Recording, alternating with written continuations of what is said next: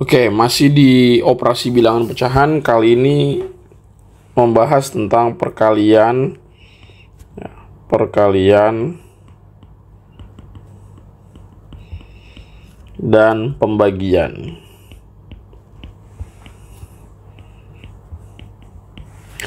Perkalian dan pembagian pada pecahan ini memiliki satu prinsip yang sama, yaitu apa?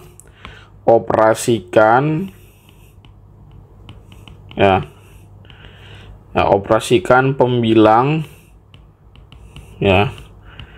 pembilang dengan pembilang, penyebut dengan penyebut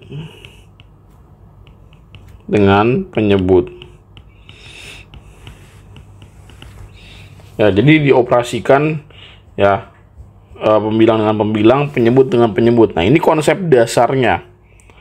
Ini adalah konsep dasarnya. Sebagai contoh adalah misalnya hasil kali dari 5/7 dikali dengan 2/3. Itu berarti kita diminta untuk mengalihkan masing-masing pembilang, yaitu 5 kali 2 dan 7 kali 3. Berarti 5 kali 2, 7 kali 3. Hasilnya adalah 10/21. As simple as that. Cuman di sekolah itu banyak sekali muncul konsep-konsep baru yang menurut gue sih sebenarnya nggak bisa seperti ini. Itu kayak misalkan mungkin tujuannya untuk menyederhanakan, tapi agak kurang serak aja sih kalau misalkan ini disebarluaskan. Misalnya gini, 2 per 5 dikali 3/4. Apakah kita perlu langsung mengalihkan pembilang dengan pembilang, penyebut dengan penyebut? Ntar dulu. Ada angka, baik pembilang dan penyebut itu sama-sama bisa disederhanakan. Ingat konsep menyederhanakan aljabar, bahwa kedua bilangan harus bisa dibagi oleh satu angka yang sama. Nah, sekarang kita lihat 2 dan 4 ini kan saling berseberangan atau di pembilang atau di penyebut. Nah, sebenarnya dua bilangan ini bisa kita sederhanakan. Caranya gimana? Pertama, susun ulang dulu. Karena apa? Perkalian itu sifatnya komutatif. Jadi lu bolak-balik pun tidak akan mengubah nilai. Jadi ini 2/4 dikali 3/5 itu dibolehkan. Itu kenapa? Karena 2 kali 3 dengan 3 kali 2, misalkan 3-nya di sini, 2-nya di sini, itu nggak akan merubah hasil. Tetap hasilnya 6/20 kalau dikalikan langsung. Gitu ya. Nah, sekarang 2/4. 2/4 itu kan bilangan yang sama-sama bisa dibagi 2 kan. Jadi ini bagi 2, ini bagi 2. Sehingga hasilnya adalah 1/2 dikali dengan 3/5. Maka hasilnya 3/10. Atau bisa juga tadi pakai metode langsung, yaitu dengan cara 2 kali 3 berarti 6, 5 kali 4 20. Nah, sekarang we have to decide atau memutuskan dia itu harus dibagi berapa. 6 harus dibagi berapa? Bagi 2. 20 bagi 2 apa? Bagi 2. Berarti hasilnya adalah tetap sama aja, yaitu 3/10 gitu. Nah, terus bagaimana kalau dia melibatkan pecahan campuran, Bang? Sama aja, nggak perlu diambil pusing sih sebenarnya. Contoh nih, misalkan 1/2 dikali dengan 6/14. Nah, pecahan campurannya jadiin pecahan biasa dulu aja. 2 dikali 3 6 tambah 1 7. Berarti 7/2. Nah, dikali dengan 6/14 ini kan sebenarnya bisa disederhanakan kan.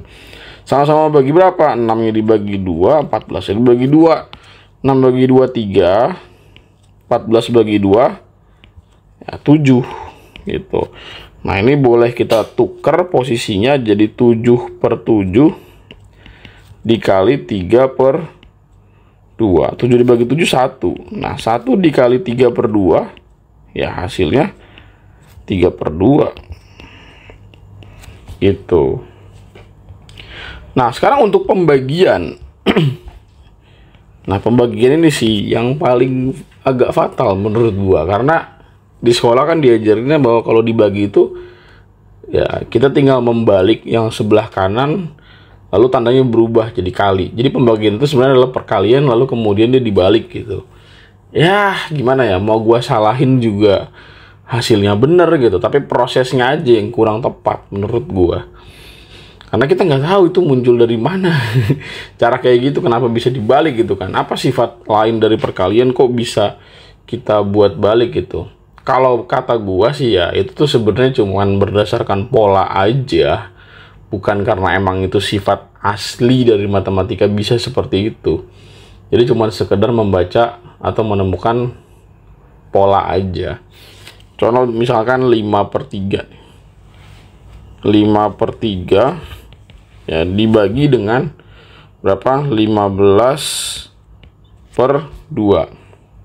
Nah ini kan sebenarnya ya kalau misalkan kita kita selesaikan ya pembilang dengan pembilang, 5 dibagi 15 ya udah berarti kita ubah menjadi bentuk pecahan yang besar gitu. Jadi kayak 5/15 dibagi dengan berapa?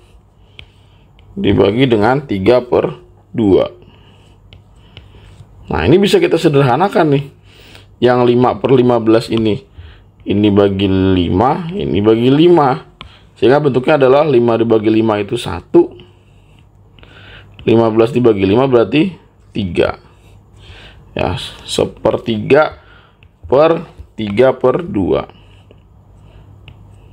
Nah sekarang gimana caranya supaya ya kan ini ada pecahan di dalam sebuah pecahan besar gitu kan.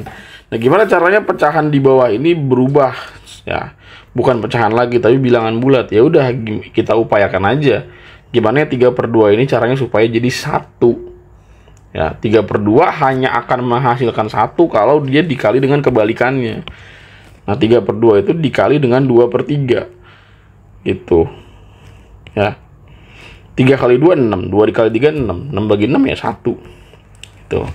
Nah cuman kan konsepnya kesetaraan. Kalau bawah dikali dengan 2/3 maka atas juga dikali 2/3, sehingga hasilnya adalah ya 1/3 ya, bukan hasil ya, bentuknya menjadi 1/3 dikali dengan 2/3. Ini nggak perlu bawahnya karena udah 1 hasilnya gitu. Nah kalau udah kayak gini berarti tinggal apa? Kaliin pembilang dengan pembilang, penyebut dengan penyebut. 1 kali 2 2, penyebutnya 3 kali 3 9. Udah. Memang seolah-olah seperti dibalik. Ini kan hasilnya nanti ya 1/3/3/2. Kalau di sekolah kan diajarin gini. Langsung aja ya 3/2 itu dibalik jadi 2/3 gitu. Ya memang sih nggak salah, hasilnya juga bakal sama 2/9. Cuman ya magic aja menurut gua kok bisa dibalik gitu.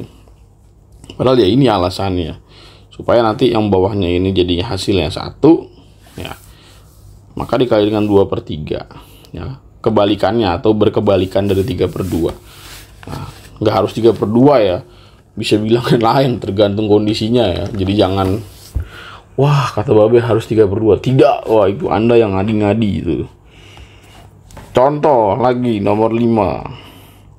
Nomor 5 itu coba kita libatkan pecahan campuran. Ya, 2/1/4 dibagi 1/3/5. Misalkan dikali dengan 1/2. Mana kita dahulukan? Jelas. Bagi dan kali adalah dua hal yang setara tapi dimulai dari kiri. Ubah dulu jadi pecahan biasa. 4 kali 2 8 tambah 1 9. 9/4 dibagi dengan 5 kali 1 5 tambah 3 8. 8/5 dikali dengan setengah. Nah berarti ini 9/4 ya, 9/4 dibagi dengan 8/5 gitu. Nah nanti ntar di sini dikali dengan setengah. Nah ini berarti dikali dengan 5/8. Nah, ini juga dikali dengan 5/8. Nah, 8/5 dikali 5/8 kan hasilnya 1. Ya udah, berarti ini jadinya 9/4 dikali dengan 5/8 dikali dengan 1/2. Ya udah, 9 kali 5 45, 45 kali 1 ya 45. Itu 4 kali 8 32 kali 2 64. Jadi hasilnya adalah 45/64. Udah gitu, gampang kan? Tidak perlu ada magic tiba-tiba dibalik gitu ya. Oke, semoga bisa dipahami.